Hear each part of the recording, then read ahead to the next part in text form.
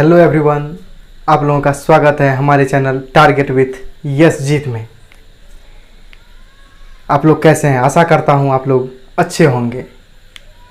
तो आज हम लोग पढ़ने वाले हैं प्रॉफिट एंड लॉस यानी लाभ हानि का पार्ट 4।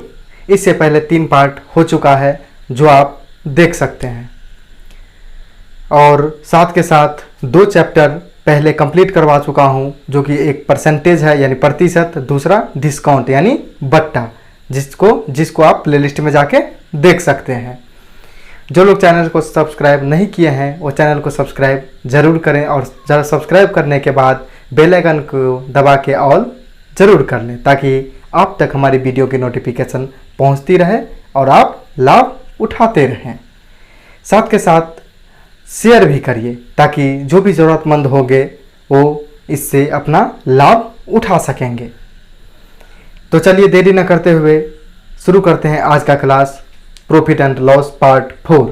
तो देखिए क्वेश्चन, जैसा कि आप देख रहे हैं बोर्ड पर क्वेश्चन है, एक व्यक्ति ने अपनी कलम 24 रुपया में बेची तथा उसका लाभ प्रतिशत संख्यानुसार क्रय मूल्य के बराबर था। कलम का क्रय मूल्य क्या था, है ना? तो देखिए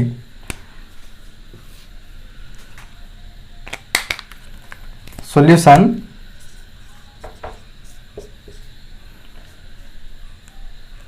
₹24 में बेची, है ना? उसका जो लाभ प्रतिशत हुआ संख्यानुसार क्रय मूल्य के बराबर है। जो लाभ प्रतिशत है क्रय मूल्य के बराबर है। तो क्रय मूल्य निकालने के लिए तो माना कि क्रय मूल्य बराबर x, है ना? तो लाभ प्रतिशत कितना हो जाएगा? लाभ बराबर कितना हो जाएगा? देखिए क्रय मूल्य के बराबर है, यानी क्रय मूल्य x है, तो लाभ कितना हो जाएगा? वो प्रतिशत में उसके बराबर है, तो x प्रतिशत, है ना? हो गया दोनों। अब देखिए विक्रय मूल्य दे दिया है आपको, तो यहां से निकाल लीजिए, या विक्रय मूल्य बराबर क्या होता है? विक्रय मूल्य बराबर क्रय मूल्य गुने लाभ, है ना? तो 100 प्लस लाभ बटे 100, यही होता है ना सूत्र। तो देखिए यह विक्रय मूल्य क्या दे दिया है? 24 बराबर क्रय मूल्य x गुने 100, लाभ कितना? x प्रतिशत प्लस लाभ यानी x बट्टे 100, है ना? अब देखिए या इस 100 से इसको गुना हो जाएगा, है ना? जो नीचे है तो इससे रहेगा तो गुना में हो जाएगा। तो 2400 बराबर x into 100 plus x into 100 या x प्लस 100, है ना?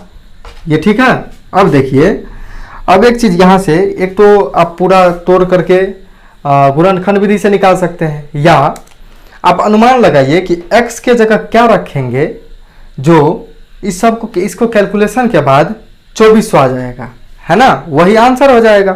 तो देखिए x की जगह क्या रखेंगे कि गुना करने के बाद, इसके कैलकुलेशन के बाद क्या हो जाएगा? 2400। तो देखिए अगर x के जगह पर हम क्या रख देते हैं? 20 रख देते हैं, तो हो जाता है, देखिए तो, या यहां से, इसीलिए या डायरेक्ट लिखिए, इसीलिए x बराबर क्या? 20 आंसर, है ना?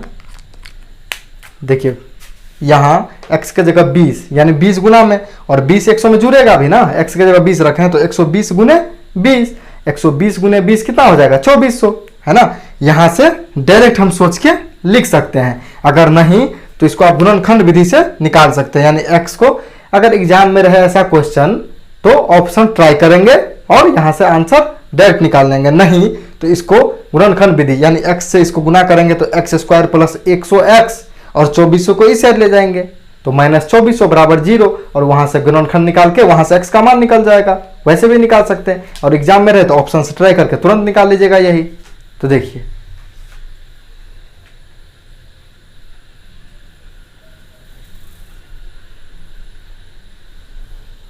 तो चलिए देखते हैं अगला क्वेश्चन। अगला क्वेश्चन है, एक व्यापारी एक ट्रॉली बैग जिसका अंकित मूल्य 1360 रुपया है पर 15% की छूट देता है तथा 15.6% का लाभ कमाता है। ट्रॉली बैग का क्रय मूल्य कितना है ना। तो देखिए सॉल्यूशन क्या हो जाएगा, तो छूट कितना 15% दे रहा है, अंकित मूल्य वहां है ना, तो विक्रय मूल्य निकाल लीजिए। विक्रय मूल्य क्या हो जाएगा, अंकित मूल्य पे छूट के बाद जो काट के बचता वही विक्रय मूल्य होगा, है ना। तो अंकित मूल्य 1360 है और देखिए 15% छूट, यानी ले कितना रहा है, 15% छूट दे रहा है, यानी ले कितना रहा है 85%, यानी 85%, है ना। तो 1360 जो अंकित मूल्य है उसका यानी गुना 85% ले रहा है ना। तो 85% विक्रय मूल्य हो जाएगा। तो निकाल लीजिए यहां से, 0 से 0, 5 से 17, 2 से 2 छक्के 12, 2 अट्ठे 16, है ना। यहां से गुना कर लीजिए, रह अभी ऐसे ही रखिए, आगे और काम आएगा। चलिए नहीं गुना करिए। अब देखिए क्या कह रहा है, ट्रॉली बैग का क्रय मूल्य निकालिए। अब विक्रय मूल्य भी निकल गया है ना, लाभ प्रतिशत आपको दिया होता है, क्रय मूल्य निकालना है, तो यहां से निकाल लीजिए क्रय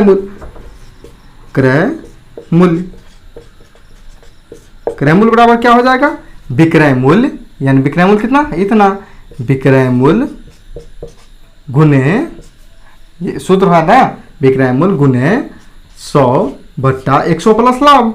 तो लाभ प्रतिशत दिया हुआ है, तो 100 प्लस 15.6 है ना, लाभ प्रतिशत यही फॉर्मूला होता है, फॉर्मूला पर रख दिए। अब देखिए इसके अनुसार क्या हो जाएगा,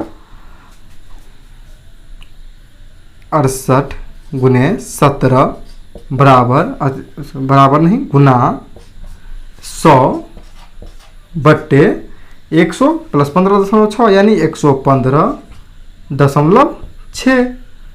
6 को हटाएंगे, है ना, जब 6 को दशमलव को हटाएंगे, यानी ये जो दशमलव है इसको हटाएंगे तो ऊपर में 1 और दशमलव के आगे जितना उसका उतना 0, तो 1 0 और हो जाएगा, है ना। अब देखिए इसको लिख लीजिए 100 बार, एक बार 68 गुने 17 गुने ये कितना हो गया 1000/1156, है ना। अब देखिए कैंसिल आउट हो रहा है 4 से, देखिए, है ना। तो 4 से कितना होगा, 4 2 यहाँ 17 चौका 68, है ना। तो देखिए 4 से यहाँ 4 दूना 8, 3 35, 4 अठे 32, 4 9 36, है ना। अब देखिए 289 और ऊपर में 17, यानी 17 गुना करते हैं तो कितना 289 होता है। तो 17 और 17 काट के 289 कट गया, ये बराबर 1000 बच गया, यही हो गया 1000 रुपया आंसर। देख लीजिए।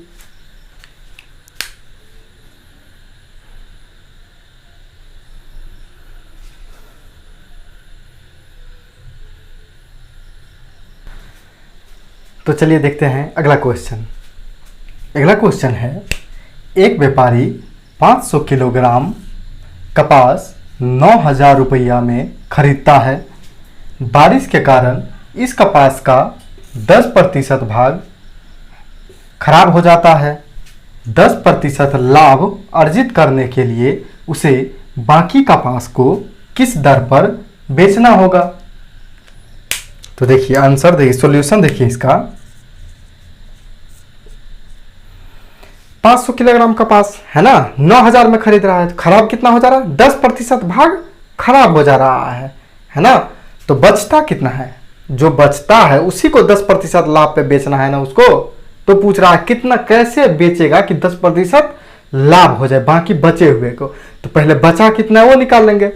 तो बचा हुआ कपास बराबर है ना शेष बचा कपास बराबर क्या हो जाएगा, 500 का कितना खराब हुआ है, 500 का कितना भाग खराब, 10% खराब हुआ है ना, तो बचा कितना है 90%, 10% खराब है ना, तो बचा कितना यानी 100 माइनस 10 यानी 90%, तो बचा हुआ भाग 500 का 90% है। जीरो से क्या हो जाएगा, दोनों जीरो कट गया। अब देखिए यहां से 450 है ना, इतना किलोग्राम बच गया है। अब देखिए 10% लाभ अर्जित करना है ना, कैसे बेचेगा, तो पहले तो विक्रय मूल्य निकाल लीजिए, 10% लाभ पे विक्रय मूल्य, खरीदा कितना में 9000 में, यानी क्रय मूल्य इतना, देखिए तो क्रय मूल्य बराबर 9000, 10% लाभ, तो लाभ 10%, तो यहां से विक्रय मूल्य पहले टोटल विक्रय मूल्य निकाल लीजिए, तब पर केजी विक्रय मूल्य निकाल लेंगे। तो पहले टोटल विक्रय मूल्य, तो विक्रय मूल्य बराबर क्या हो जाता है, क्रय मूल्य यानी 9000 गुने लाभ यानी 100 प्लस 10 है ना, 110 लाभ में जुड़ जाता है, तो 110, 100 प्लस 10, 10 लाभ जुड़ेगा ना, तो 110 बट्टा 100, यही होता है ना क्रय मूल्य गुने 100 प्लस लाभ बट्टा 100 है ना, तो बस 2 जीरो से 2 जीरो, यहां से कितना हो जाता है 90, तो 11 9 99 और फिर 2 जीरो, देखिए इतना हो गया विक्रय मूल्य। अब यहां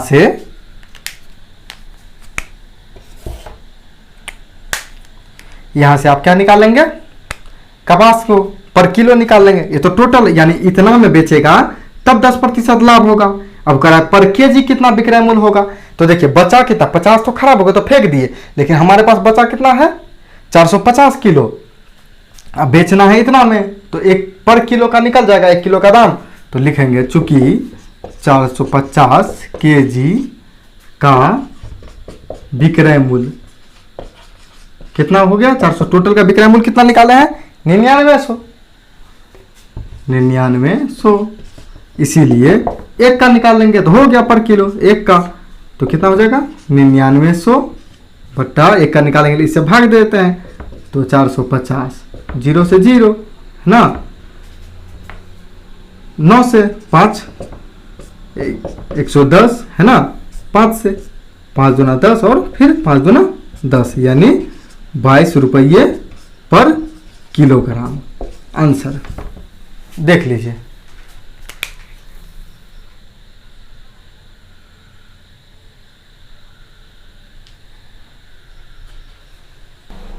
तो चलिए देखते हैं अगला क्वेश्चन।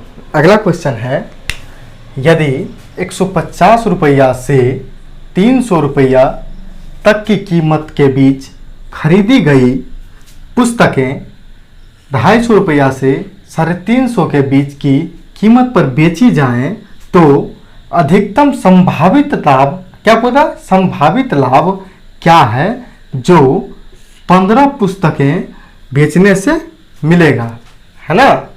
तो देखिए सॉल्यूशन इसका, एक चीज गौर करने वाला, अधिकतम कह रहा है, अधिकतम देखिए, अधिकतम संभावित लाभ यानी ज्यादा से ज्यादा लाभ प्राप्त करना है, तो ज्यादा से ज्यादा लाभ लेने के लिए कम से कम दाम में खरीदना पड़ेगा और ज्यादा से ज्यादा दाम में बेचना पड़ेगा। तो देखिए यहां क्या करेंगे हम, क्या है खरीद का कीमत 150 से 300, तो कम से कम लेना है क्योंकि अधिकतम लाभ चाहिए, तो कम से कम क्रय मूल्य, तो क्रय मूल्य क्या ले लेंगे, कम से कम 150 रुपया, तो क्रय मूल्य क्या ले लेंगे, क्रय मूल्य बराबर 150 है ना, क्योंकि हमको ज्यादा से ज्यादा लाभ चाहिए तो कम से कम में खरीदना है, तो क्रय मूल्य 150 रुपया, और विक्रय मूल्य ज्यादा से ज्यादा लेंगे तभी तो लाभ होगा, तो विक्रय मूल्य ज्यादा से ज्यादा, विक्रय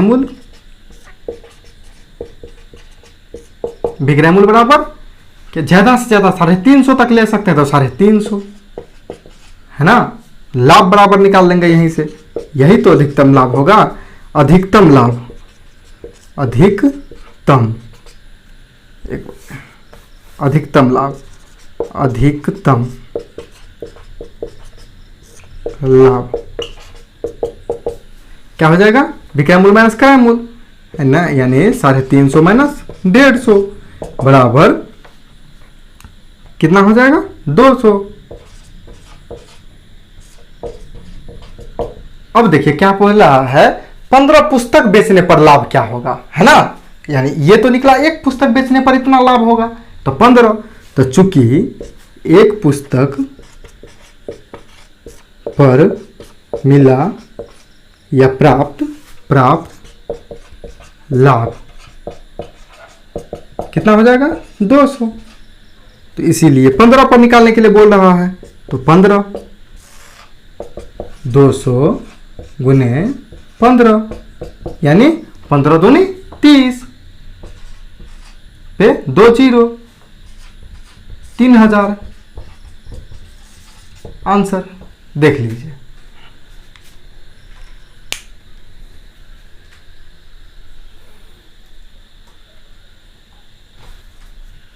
तो चलिए देखते हैं हम लोग अगला क्वेश्चन।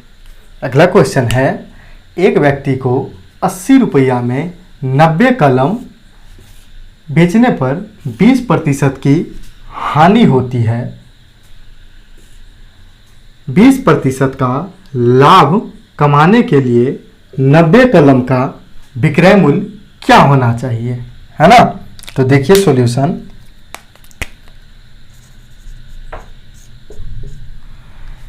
₹80 में 90 कलम और यहां भी 90 कलम, तब यानी अंक तो उतना ही है, जितना यहां बेच रहे थे उतना ही यहां।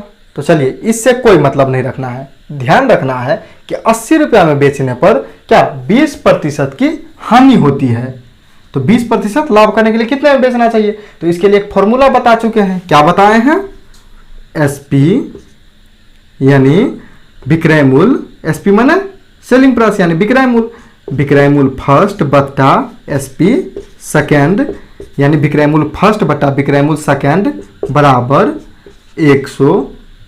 पहले में क्या है, फर्स्ट है ना, विक्रय मूल्य फर्स्ट, तो विक्रय मूल्य फर्स्ट में क्या है 20% की हानि, तो हानि वाला में माइनस x1 बट्टे दूसरे में 20% का लाभ, तो 100 प्लस लाभ वाला में प्लस x2, है ना।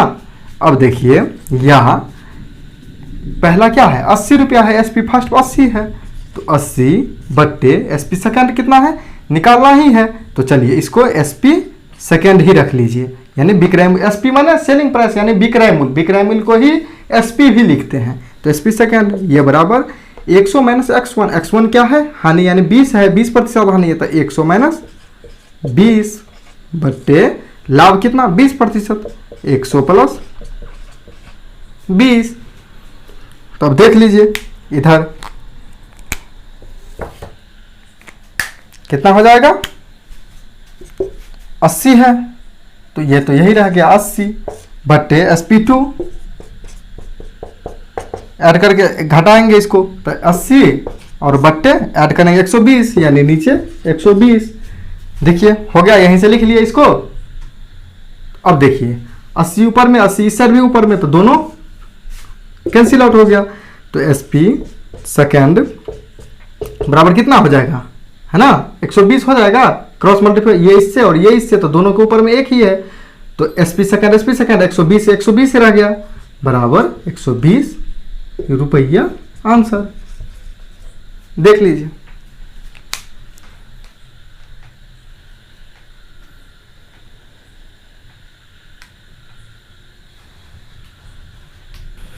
तो चलिए देखते हैं हम लोग अगला क्वेश्चन। अगला क्वेश्चन क्या है, एक वस्तु को 30% तथा 20% के दो क्रमिक लाभों पर बेचा जाता है, यदि उसका अंतिम विक्रय मूल्य 31,200 रुपया है तो क्रय मूल्य क्या होगा, है ना। क्रय मूल्य निकालने के लिए पूछ रहा आपको, तो देखिए इसका सॉल्यूशन 2 लाख 30% 20% अंतिम विक्रय मूल्य ये है, यानी ये दोनों क्रमिक लाभों पर बेचा जाता है तब विक्रय मूल्य इतना होता है, तो क्रय मूल्य निकालना है। तो मान लीजिए क्रय मूल्य बराबर x मान लीजिए, माना क्रय मूल्य बराबर x मान लीजिए, है ना, x रुपया। तो या कह सकते हैं इसी पे लाभ मिला है ना, क्रयमूल्य पर ही लाभ होता है, तो इसी पे लाभ यानी x गुने इस पे पहले कितना मिला है 30% लाभ पर, है ना। x का यानी विक्रय मूल्य कितना हो जाएगा, x का 130%, 30% लाभ, है ना, यानी 100 + 30 विक्रय मूल्य यानी 130%, तो x का 130%।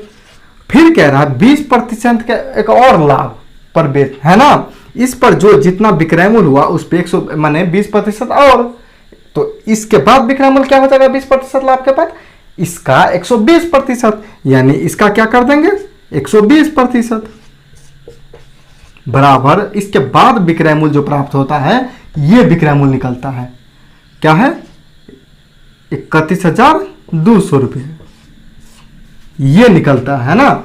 इसी से ये निकलता है ना, एक क्रय मूल्य था उस पर पहले 30% लाभ, तो कितना विक्रय मूल्य x का 130% विक्रय हो गया विक्रय मूल्य, फिर उस पर 20%, तो फिर जो था उस पर 120% निकालेंगे तब विक्रय मूल्य निकलेगा, जो कि फाइनल विक्रय मूल्य इसके बराबर है।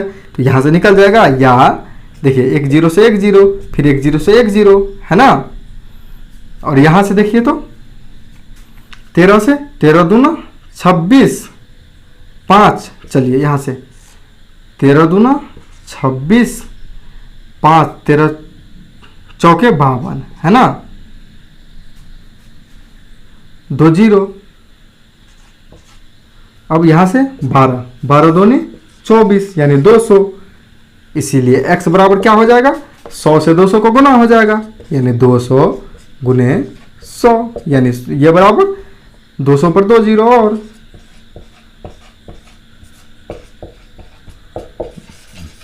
यही आंसर हो गया, देख लीजिए।